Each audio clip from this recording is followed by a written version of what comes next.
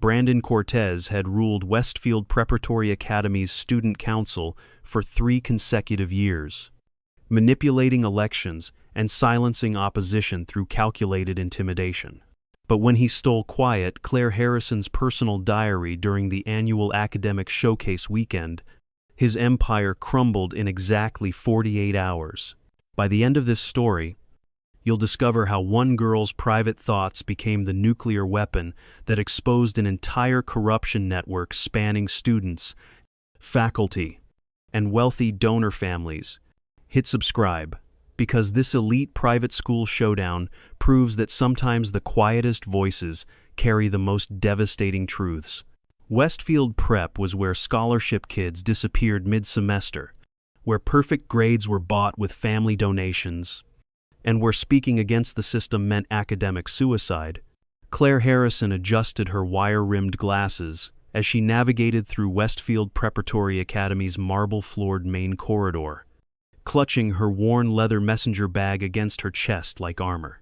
At 17, she was one of only 12 scholarship students among 350 children of senators, CEOs, and old money families. Her auburn hair was perpetually pulled back in a practical ponytail, and her thrift store cardigans stood out starkly against the sea of designer uniforms surrounding her. Claire's mother worked double shifts as a night nurse to afford even the reduced tuition, while her father had died in military service when she was 14. What nobody knew about quiet Claire Harrison was that she possessed a photographic memory and had been documenting every corrupt transaction, every rigged election, every academic fraud she witnessed in her private diary for over 2 years. Brandon Cortez commanded Westfield's social hierarchy from his position as student body president, a title he'd claimed through family connections rather than legitimate votes. His father owned the largest construction company in the state and had donated millions to the school's new science wing.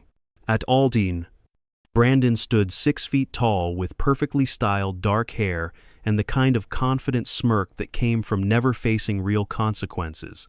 He surrounded himself with the sons and daughters of judges, politicians, and business moguls who followed his every command. Brandon's specialty was identifying threats to his power structure and neutralizing them through blackmail, social isolation, or academic sabotage. He'd discovered Claire was asking too many questions about student government finances and had begun viewing her as a problem that needed solving. Westfield Preparatory Academy occupied a sprawling campus of ivy-covered buildings that screamed old money tradition and academic excellence. Behind the pristine facade of manicured lawns and classical architecture, a corrupt system thrived where wealthy families essentially purchased their children's futures. The school's honor code was meaningless when professors feared losing their jobs for failing donor children, when student elections were predetermined by administrative preference, and when academic integrity disappeared whenever major contributions were at stake. Claire understood that speaking out meant losing her scholarship, destroying her mother's sacrifices, and abandoning her dreams of medical school. Yet every day she witnessed injustices that made her stomach churn with righteous anger. The diary Claire carried everywhere was a simple black leather journal her father had given her for her 15th birthday, just months before his deployment. She filled its pages with detailed observations about academic fraud, documented evidence of grade manipulation, and careful records of how student government funds disappeared into private accounts. Claire had photographed test answers being sold, recorded conversations about purchased recommendations, and traced money flows through student organization budgets. She never intended to become a whistleblower. The diary simply helped her process the overwhelming corruption surrounding her daily life. But those private thoughts and documented evidence would soon become the most dangerous weapon in Westfield's history. The first testing phase began on a crisp October morning when Brandon noticed Claire taking notes during his student council campaign speech. She was sitting in the back of the auditorium, scribbling frantically in her ever-present black journal as he promised increased funding for student activities. What Claire was actually recording were the mathematical impossibilities in his budget proposals and the obvious lies about where previous funds had gone.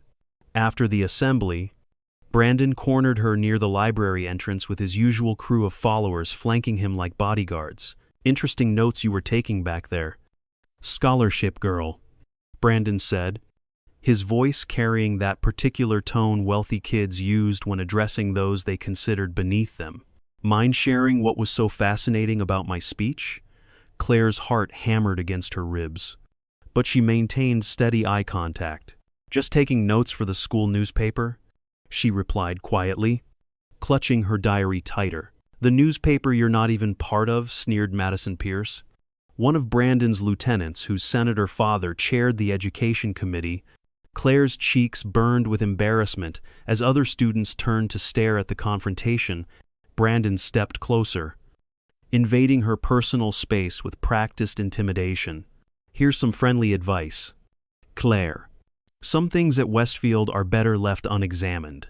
Scholarship students should focus on gratitude rather than criticism." His words carried an unmistakable threat wrapped in false concern. Claire wanted to respond with all the evidence she'd collected about his fraudulent activities, but she forced herself to nod silently and walk away. As she retreated, she heard Madison's cruel laughter echoing through the hallway, followed by whispered comments about scholarship kids who didn't know their place. That afternoon, Claire discovered her locker had been broken into and several of her textbooks were missing. Nothing valuable was taken, just items that would inconvenience her and send a clear message. She spent her lunch money replacing a chemistry textbook and ate peanut butter crackers from home instead of buying cafeteria food. The message was clear. Brandon's reach extended everywhere, and he could make her life miserable whenever he chose. Claire documented the incident in her diary, adding it to her growing collection of evidence about Brandon's intimidation tactics. The second round of escalation occurred during Westfield's prestigious academic showcase weekend, when wealthy alumni and potential donors toured the campus to witness student achievements. Claire had been selected to present her research on income inequality in American healthcare, a topic that made several board members visibly uncomfortable. Her presentation was factual, well-researched, and devastating in its implications about how economic status determined medical outcomes. The scholarship girl was essentially criticizing the very system that kept Westfield's wealthy families in power. Brandon watched from the audience as Claire's presentation received enthusiastic applause from several progressive professors and younger alumni. He could see how her intelligence and moral clarity posed a direct threat to the comfortable corruption he'd inherited and perfected. During the networking reception that followed, Brandon approached several influential donors and planted seeds of concern about Claire's radical agenda and her potential to damage the school's reputation. He suggested that scholarship students sometimes harbored resentment that clouded their judgment and made them unsuitable for leadership roles. The real escalation came when Brandon convinced his father to express concerns about Claire directly to the headmaster during a private donor meeting. The elder Cortez suggested that students receiving financial aid should perhaps focus more on gratitude and less on social criticism that might alienate future contributors. Within hours, Claire was called to the academic dean's office and advised to choose less controversial topics for future presentations. The message was delivered with bureaucratic politeness, but the threat was unmistakable. Conform or lose your scholarship. Claire returned to her dormitory that evening, feeling crushed and powerless. She sat at her small desk, surrounded by acceptance letters from prestigious colleges that she might never be able to attend if her scholarship disappeared. She opened her diary and began writing furiously, pouring out her frustration and documenting every detail of the day's events. She wrote about Brandon's manipulation tactics, his father's influence, and the systemic corruption that protected wealthy students while silencing those who dared to speak truth. She had no idea that her most private thoughts would soon become public knowledge. The point of no return arrived 3 days later when Claire's roommate, Jessica, mentioned overhearing a disturbing conversation between Brandon and his inner circle. They were planning something big for the upcoming student government elections. Something that would ensure Brandon's chosen successor would win, regardless of actual vote counts. Jessica was terrified to get involved, but she felt Claire deserved to know that Brandon was specifically targeting her for elimination from campus activities. The word elimination sent chills down Claire's spine as she realized how far Brandon was willing to go to maintain power. That night, Claire wrote extensively in her diary about everything Jessica had told her. She documented specific names, dates, and locations of conversations about election rigging. She detailed the systematic disenfranchisement of scholarship students and outlined the financial corruption she'd discovered in student government accounts. As she wrote, Claire began to realize that her diary contained enough evidence to destroy Brandon's entire operation and possibly implicate several faculty members and administrators. She fell asleep clutching the leather journal, unaware that tomorrow would change everything. The morning of October 15th started like any other day at Westfield Preparatory Academy. Claire attended her advanced calculus class, participated in chemistry lab, and ate lunch alone while reading in the library. She had placed her diary in her messenger bag as always, planning to add more observations about the suspicious student government meeting she'd witnessed during passing period. After her final class, Claire headed to the gymnasium for her mandatory physical education requirement. Leaving her bag in the locker room as school policy demanded, Brandon had been watching Claire's routine for weeks, waiting for the perfect opportunity to discover what she was writing in that omnipresent black journal. He knew she carried it everywhere and treated it like state secrets, which only made him more determined to uncover its contents. When he saw her enter the gymnasium without her bag, he seized his chance. Using his student government master key to access the locker room, Brandon quickly located Claire's messenger bag and extracted the leather diary. What Brandon found inside that diary exceeded his worst nightmares about what Claire might know. Page after page contained meticulous documentation of his corruption network, complete with dates, times, and detailed financial records. She had traced stolen student government funds to private accounts, documented grade purchases with specific transaction amounts, and recorded verbatim conversations about election rigging. Most devastating of all, she had connected his activities to several faculty members and even traced influence back to major donor families, including his own father's construction contracts with the school. Brandon's hands shook as he photographed every page of the diary with his phone, simultaneously horrified by the evidence against him and recognizing its potential value as blackmail material. Claire had unknowingly compiled the most comprehensive record of Westfield's corruption that had ever existed. In the wrong hands, this information could destroy careers, end political aspirations, and send several people to prison. Brandon realized he held nuclear weapons in the form of a shy girl's private thoughts, but he also understood that Claire herself now posed an existential threat to everything he'd built. The discovery phase ended when Claire returned from physical education to find her diary missing from her bag. Panic flooded through her as she frantically searched every corner of the locker room. Knowing that her private thoughts and dangerous evidence had fallen into unknown hands, she reported the theft to school security, but the officer's disinterested response suggested that stolen personal items weren't a priority. Claire spent that evening in her dormitory room, paralyzed by fear about who might have her diary and what they intended to do with her secrets. The next morning brought Claire's worst fears to life when she found photocopied pages from her diary posted on bulletin boards throughout the campus. Brandon had strategically selected the most personal entries, ones where Claire had written about feeling isolated, overwhelmed, and sometimes resentful of her wealthy classmates' privileges. He deliberately excluded the evidence of corruption, instead focusing on passages that made Claire appear bitter, unstable, and ungrateful for her scholarship opportunity. The heading read, "The True Thoughts of a Scholarship Student," and the accompanying text suggested that financial aid recipients harbored dangerous resentments against the Westfield community. Students gathered around bulletin boards, reading Claire's most vulnerable thoughts aloud and laughing at her private confessions about feeling like an outsider. Madison Pierce led a group of girls in mocking Claire's description of her thrift store clothes and her mother's work schedule.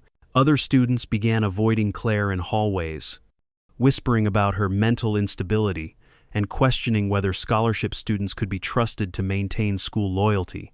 The humiliation was precisely what Brandon had intended: complete social isolation that would make Claire desperate to escape Westfield rather than cause more trouble. Claire discovered the posted pages during her morning walk to first period, and the shock nearly dropped her to her knees. Seeing her private pain displayed for public entertainment felt like being stripped naked in front of the entire school. Students pointed and whispered as she passed, and she could hear fragments of cruel commentary about scholarship kids who bit the hands that fed them. Teachers avoided eye contact, and even some faculty members seemed to view her with new suspicion. Claire realized that Brandon had weaponized her own words against her, turning her diary into evidence of her supposed unworthiness for Westfield's generosity. The immediate aftermath was devastating for Claire's social standing and mental health. She retreated to her dormitory room during lunch periods, unable to face the cafeteria full of students who had read her most private thoughts. Her academic performance began suffering as anxiety and humiliation clouded her concentration. Several professors made pointed comments about maintaining proper gratitude and perspective, clearly influenced by the narrative Brandon had constructed around her diary entries. Claire felt trapped between staying silent and enduring continued humiliation, or speaking out and risking complete destruction of her future. But Brandon had made a critical error in his strategy to eliminate Claire as a threat. By focusing exclusively on her personal entries while ignoring the documented evidence of corruption, he had revealed his hand without understanding the full scope of what she knew.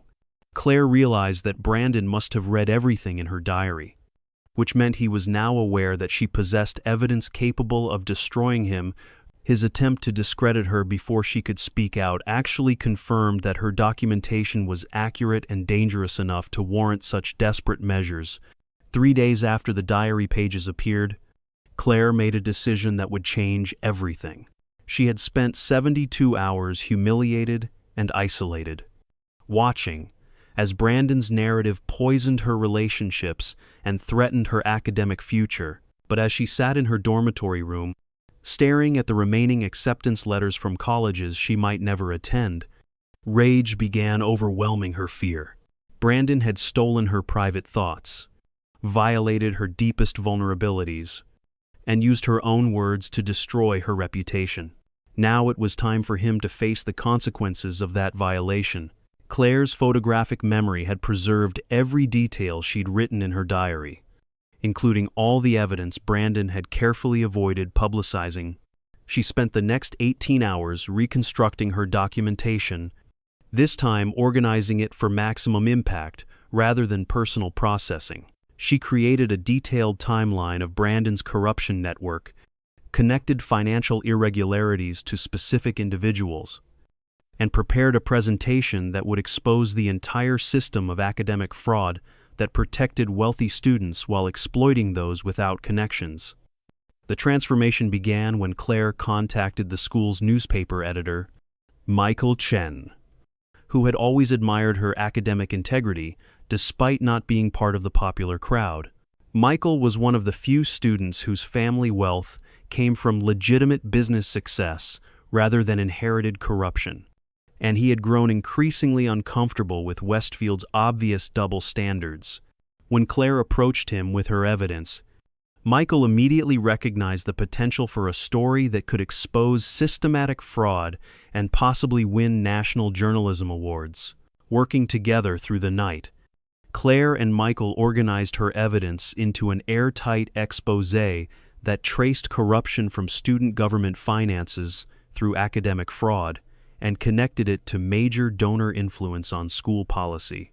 They cross-referenced financial records with academic performance data, documented specific instances of grade manipulation, and identified the network of faculty members who participated in or ignored the systematic fraud. The article they prepared was devastating in its precision and comprehensive in its scope. The next morning, Claire arrived at school carrying printed copies of the complete exposé, determined to end Brandon's reign through truth rather than intimidation. She had arranged for the article to be published in the school newspaper's special emergency edition, but she also planned to ensure that every student, faculty member, and administrator received direct copies. The evidence was too strong to suppress, too detailed to dismiss, and too comprehensive to survive the usual cover-up attempts that protected wealthy families. Brandon first learned about Claire's counterattack when Michael Chen approached him during lunch period with a voice recorder and a list of specific questions about student government finances.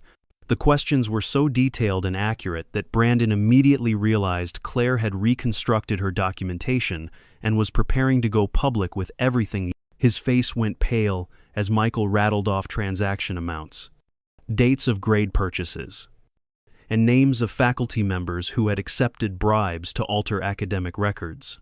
The psychological warfare intensified when Claire began approaching other students with copies of her evidence, particularly those who had suffered under Brandon's intimidation tactics. She found allies among scholarship students who had been silenced, faculty members who had been pressured to compromise their integrity, and even some wealthy students who were disgusted by the corruption they'd witnessed, but been too afraid to report. Claire's documentation provided the foundation for other victims to finally speak out without fear of retaliation. The moment Brandon's confidence began cracking came during an emergency student government meeting. He had called to address rumors and misinformation spreading around campus. As he stood at the podium, attempting to dismiss Claire's allegations as the bitter fantasies of an unstable scholarship student, she quietly entered the back of the auditorium, carrying a folder full of evidence. When Brandon saw her confident expression and organized documentation, he realized that his strategy of public humiliation had backfired spectacularly. Claire stood up in the middle of Brandon's speech and asked a simple question that silenced the entire auditorium. "Brandon, would you like to explain why $7,000 disappeared from the Student Activities Fund last month, and why that exact amount appeared in your personal checking account 3 days later?" The specific accuracy of her question, delivered with calm confidence rather than emotional instability, immediately shifted the room's energy. Students began murmuring as they realized that Claire possessed concrete evidence rather than bitter speculation. The breakdown accelerated when other students began standing up with their own questions based on evidence Claire had shared with them. Madison Pierce's face went white when a sophomore asked about her mother's law firm receiving unusually profitable contracts with the school immediately after Madison's grades mysteriously improved in classes where she had been failing. Members of Brandon's inner circle began exchanging panicked glances as specific financial transactions and academic irregularities were mentioned with devastating accuracy. Brandon's world collapsed completely when Headmaster Williams entered the auditorium, accompanied by 2 representatives from the State Education Department who had been conducting a quiet investigation based on an anonymous tip. The tip, of course, had come from Claire's meticulously documented evidence, which she had submitted to state authorities along with her exposé. The investigators announced that they were placing the school's accreditation under review, pending a full audit of academic and financial practices. The immediate surrender came when Brandon realized that his corruption network was about to be exposed not just to the school community, but to state authorities with the power to press criminal charges. As the investigators began reading specific allegations that matched Claire's documentation, Brandon's composure crumbled entirely.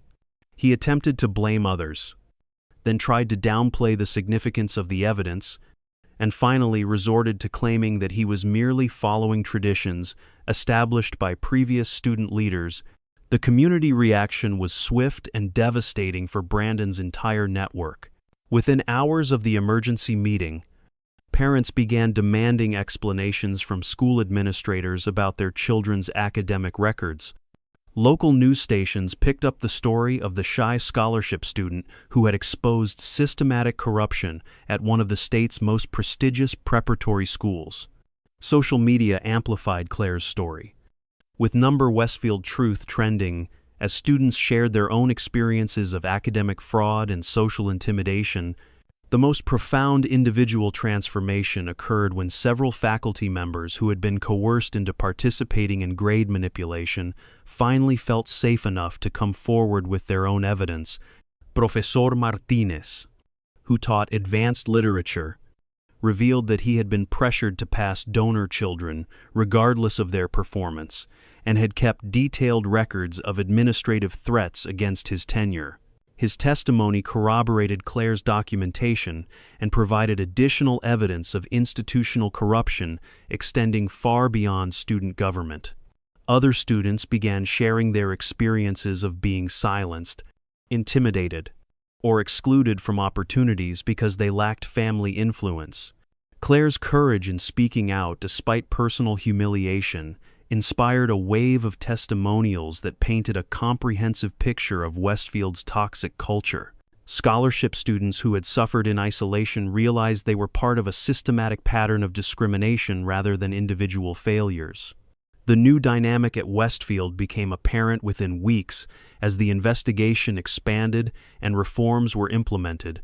Brandon resigned from all leadership positions and faced potential criminal charges for embezzlement and fraud. His father's construction company lost its contracts with the school, and several board members resigned under pressure. The culture of intimidation and privilege that had protected corruption for decades began crumbling as transparency and accountability became the new standards. Claire's transformation from isolated victim to courageous whistleblower inspired administrative changes that went far beyond punishing individual offenders. The school implemented new policies for financial transparency, academic integrity monitoring, and protection for students who reported misconduct. The investigation revealed that Westfield's problems were symptomatic of broader issues in elite education, leading to statewide reforms in private school oversight and accountability. The ripple effects of Claire's exposure extended throughout the private education system as other elite schools faced increased scrutiny and demands for transparency. Students at similar institutions began organizing their own efforts to document and report academic fraud. Inspired by Claire's example of how careful documentation and moral courage could overcome even entrenched corruption, the story became a case study in education reform circles and sparked national conversations about privilege, accountability, and the true meaning of academic merit. On a personal level, Claire's victory transformed her from an isolated outsider into a respected voice for integrity and justice. College admissions officers who learned about her role in exposing corruption at Westfield were impressed by her moral courage and investigative skills. Several universities offered her full scholarships, recognizing that her character and determination were more valuable than any family connections or inherited wealth. The community-level impact at Westfield was equally profound as the school underwent a complete cultural transformation. New leadership prioritized academic integrity over donor satisfaction, implemented transparent systems for student government, and created protective mechanisms for students who reported misconduct. The toxic hierarchy that had divided students by family wealth began giving way to a merit-based system that valued character and achievement over social connections. Institutionally, Westfield's transformation became a model for reform in elite education. The school's accreditation was maintained after implementing comprehensive changes that addressed every issue identified in Claire's documentation. New policies required regular audits of academic and financial practices, protected whistleblowers from retaliation, and established oversight mechanisms to prevent future corruption. The reforms attracted positive attention from education reformers and helped restore the school's reputation for legitimate excellence. The inspirational impact of Claire's story spread far beyond Westfield, as it demonstrated how a single individual with courage and documentation could challenge systemic corruption, regardless of how powerful the opposing forces might be. Students at other schools began keeping their own careful records of suspicious activities, and several additional corruption scandals were exposed across the country. Claire's diary had become a symbol of how private truth could become public justice when wielded by someone brave enough to face the consequences. 2 years later, Claire Harrison had achieved legendary status, not just at Westfield Preparatory Academy, but throughout the private education reform movement. Her story was taught in journalism schools as an example of investigative courage, cited in education policy debates as evidence of the need for transparency, and shared among student activists as proof that young people could create meaningful change through determination and moral clarity. The shy girl who had once hidden her thoughts in a private diary had become an icon of integrity and justice. The broader message of Claire's transformation resonated across American culture as a vindication of fundamental values about merit, fairness, and the power of truth to overcome corruption. Her story reinforced beliefs that individual courage could triumph over systemic privilege, that careful documentation could defeat even sophisticated cover-ups, and that moral clarity mattered more than social connections. The victory proved that America's ideals about equality and justice weren't just rhetoric, but achievable realities when brave individuals were willing to fight for them. Claire's example inspired thousands of young people to document and report wrongdoing they witnessed in their own institutions, leading to a broader movement for transparency and accountability in education, business, and government. The techniques she had developed for careful observation and detailed documentation became standard practices for student activists and investigative journalists. Her story demonstrated that the most powerful weapons against corruption were often the simplest, careful attention, detailed records, and the courage to speak truth regardless of personal cost. The full circle moment came when Claire returned to Westfield as a college graduate to speak at their annual academic integrity ceremony, an event established to commemorate her courage and its lasting impact. Standing at the podium where Brandon had once delivered empty promises, Claire addressed a student body that now understood the power of individual conscience to create institutional change. Her message was simple but profound. In a world where corruption often seems invincible, the combination of careful observation, detailed documentation, and moral courage can still triumph. That afternoon, current students approached Claire with their own stories of witnessing misconduct and seeking advice about how to address it. She shared the lessons she had learned about building evidence, finding allies, and protecting oneself while pursuing justice. The cycle was complete as Claire's example continued inspiring new generations of students to choose courage over comfort, truth over convenience, and integrity over personal advancement. Her diary had started as a private refuge, but had become a public blueprint for creating change through individual conscience and collective action. The legal proceedings that followed Claire's exposé unfolded over the next 18 months, creating a landmark case in education law that would influence private school regulation nationwide. The state attorney general's office filed charges against Brandon for embezzlement, fraud, and conspiracy, while his father faced federal corruption charges related to the construction contracts he had secured through bribes and influence peddling. The elder Cortez's company was banned from bidding on public contracts for 5 years, and the family's political connections crumbled as associates distanced themselves from the scandal. Brandon's trial became a media sensation when prosecutors revealed the sophisticated nature of his corruption network. Evidence showed that he had stolen over $40,000 from student activities funds over 3 years, manipulated grade records for dozens of students, and operated what essentially amounted to an academic fraud ring involving 12 faculty members and 3 administrators. The diary entries Claire had documented proved crucial in establishing the timeline and scope of criminal activity, with her photographic memory allowing her to testify with devastating precision about conversations and transactions she had witnessed. During the trial, additional victims came forward with stories that painted an even darker picture of Brandon's methods.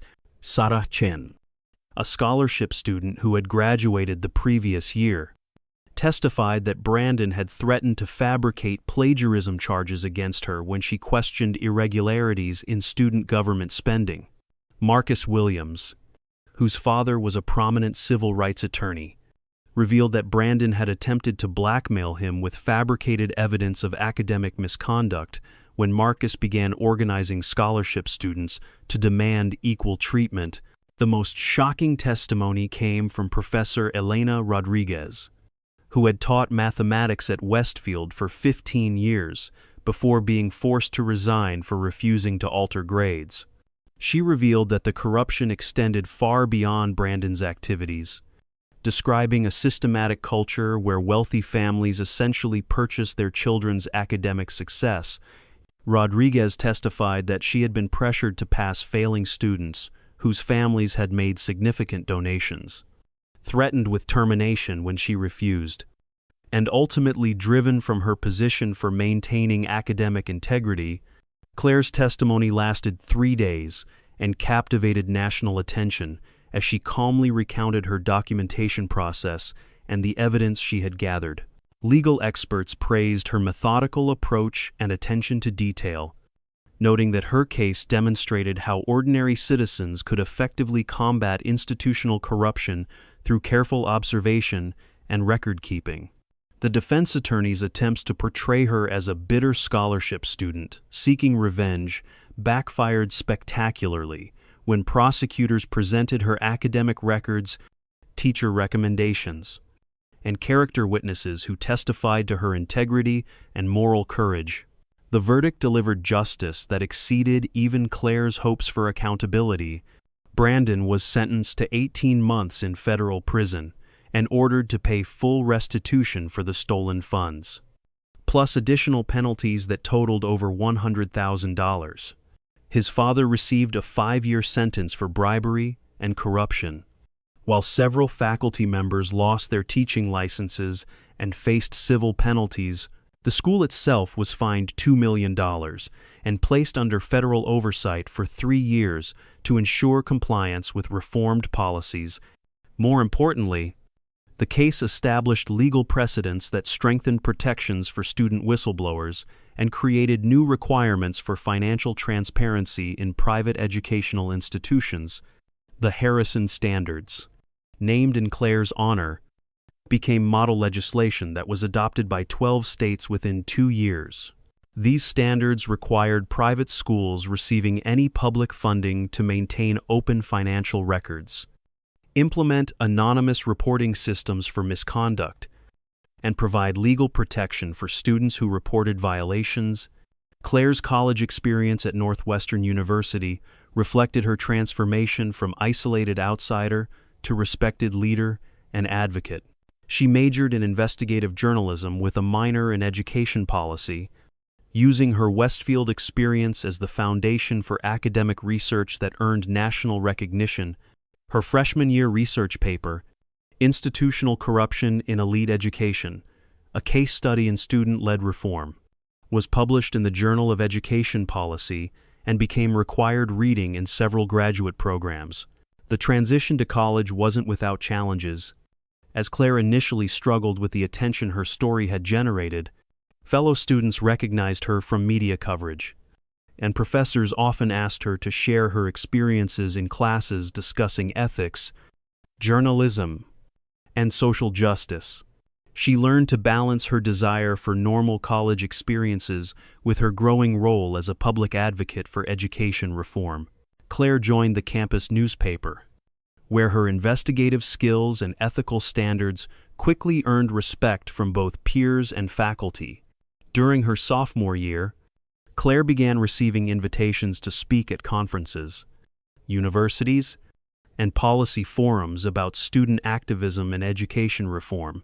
Her speaking fees helped support her mother, who had been able to reduce her work hours thanks to Claire's scholarship and speaking income. These opportunities also connected Claire with other young activists and reform advocates, building a network that would support her future career in investigative journalism and policy advocacy. The most meaningful aspect of Claire's college experience was mentoring other students who face similar challenges with institutional corruption or social injustice. She established an informal support network for students dealing with academic misconduct, discrimination, or retaliation for speaking out against wrongdoing.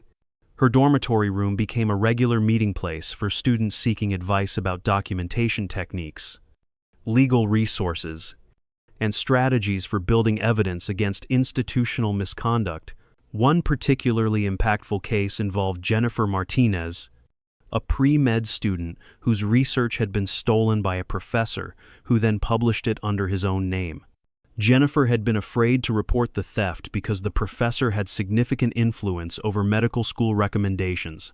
Claire helped Jennifer document the plagiarism, connect with legal resources, and build a case that ultimately resulted in the professor's dismissal and Jennifer's recognition as the rightful author of the research. Another student, David Park, reached out to Claire after discovering that his university's student government was embezzling funds from diversity programs to pay for expensive social events benefiting primarily wealthy students. Using techniques Claire had developed at Westfield, David gathered evidence over several months and ultimately exposed a corruption scheme that had diverted over $60,000 from programs designed to support underrepresented students. The scandal led to major reforms in student government oversight and the establishment of new transparency requirements for student organization finances. The national media attention surrounding Claire's story continued to grow as her case became a symbol of youth activism and institutional accountability. She was featured on the cover of Time magazine's Young Leaders issue, profiled in a documentary about education reform that premiered at the Sundance Film Festival, and invited to testify before congressional committees considering federal education policy reforms. The shy girl who had once hidden behind thick glasses and thrift store clothes had become a confident public speaker whose testimony influenced national legislation. Claire's appearance before the House Education Committee proved particularly influential as she provided specific recommendations for federal oversight of private educational institutions. Her testimony included detailed proposals for mandatory financial transparency, protection for student whistleblowers, and accountability measures that would prevent the kind of systematic corruption she had exposed at Westfield. Several of her recommendations were incorporated into the Education Transparency Act, which passed Congress with bipartisan support and was signed into law during her junior year. The documentary about Claire's story, titled The Diary That Changed Everything, won the Academy Award for Best Documentary Feature and brought her case to an international audience.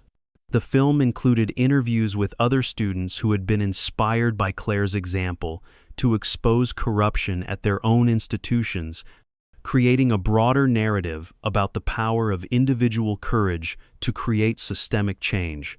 The documentary's success led to translation into multiple languages and screenings at universities worldwide, inspiring student activists in countries facing similar issues with educational corruption. Back at Westfield, the institutional transformation continued to deepen as new leadership implemented comprehensive reforms that addressed every aspect of the school's culture and operations. The new headmaster, Dr. Patricia Williams, had been recruited specifically for her experience in education reform and her commitment to transparency and accountability. Under her leadership, Westfield established the Claire Harrison Center for Academic Integrity, which provided resources for students reporting misconduct and conducted research on best practices for maintaining ethical standards in educational institutions. The center became a model for other schools seeking to reform their own cultures and prevent corruption. Dr. Williams invited Claire to serve on the center's advisory board, giving her ongoing influence over the institution where her activism had begun. The irony wasn't lost on anyone that the scholarship student who had once been silenced and humiliated now helped shape policy at one of the country's most prestigious preparatory schools. 5 years after the initial scandal, Westfield's transformation was so complete that it attracted students and faculty, specifically because of its reputation for integrity and transparency. The school's academic performance actually improved as teachers focused on genuine education rather than accommodating wealthy families, and students achieved success based on merit rather than connections. The waiting list for admission grew longer as parents recognized that Westfield was producing graduates with both academic excellence and strong ethical foundations. Claire's career after college reflected her continued commitment to investigative journalism and education reform. She joined the education desk of the Washington Post, where her reporting on corruption in higher education earned her a Pulitzer Prize nomination before she turned 25. Her investigative series on admissions fraud at elite universities preceded and helped lay the groundwork for the federal investigation that became known as the Varsity Blues scandal. The techniques Claire had developed for documenting institutional corruption became standard practices taught in journalism, schools, and activism training programs. Her methodology of careful observation, detailed record-keeping, and systematic evidence collection was formalized into what educators called the Harrison method for student-led accountability. Universities began offering courses specifically focused on these techniques, recognizing that student activists needed sophisticated tools to combat increasingly complex forms of institutional misconduct. Claire's personal life also reflected the confidence and purpose she had gained through her experiences at Westfield. She married Michael Chen, her former collaborator from the school newspaper, in a ceremony attended by dozens of students whose lives had been changed by their example. The wedding was featured in education reform publications as a symbol of how shared commitment to justice could build lasting relationships and communities. The couple established the Harrison Chen Foundation, which provided legal and financial support for students facing retaliation for reporting institutional misconduct. The foundation's work expanded Claire's impact beyond individual cases to create systemic support for student activists nationwide. Within 3 years, the foundation had assisted over 200 students in documenting and reporting various forms of academic fraud, discrimination, and corruption. One of the foundation's most successful cases involved exposing a nationwide conspiracy among elite boarding schools to coordinate admissions decisions based on family donations rather than student merit. The investigation, led by a team of student journalists trained in Claire's documentation methods, revealed systematic fraud affecting thousands of students over more than a decade. The resulting scandal led to congressional hearings, federal oversight of private school admissions practices, and reforms that opened elite education to a more diverse and deserving student population. The broader cultural impact of Claire's story continued to resonate throughout American society, as her example inspired activism beyond education. Students facing corruption in athletics, business, and politics began using her methods to document and expose wrongdoing in their own institutions. The diary method became shorthand for systematic documentation of institutional misconduct, and Claire's story was taught in civics classes as an example of how individual citizens could create meaningful change through courage and persistence. 10 years after the Westfield scandal, Claire returned to her alma mater as the commencement speaker for the class that would be the first to graduate, having spent their entire high school careers under the reformed system she had helped create.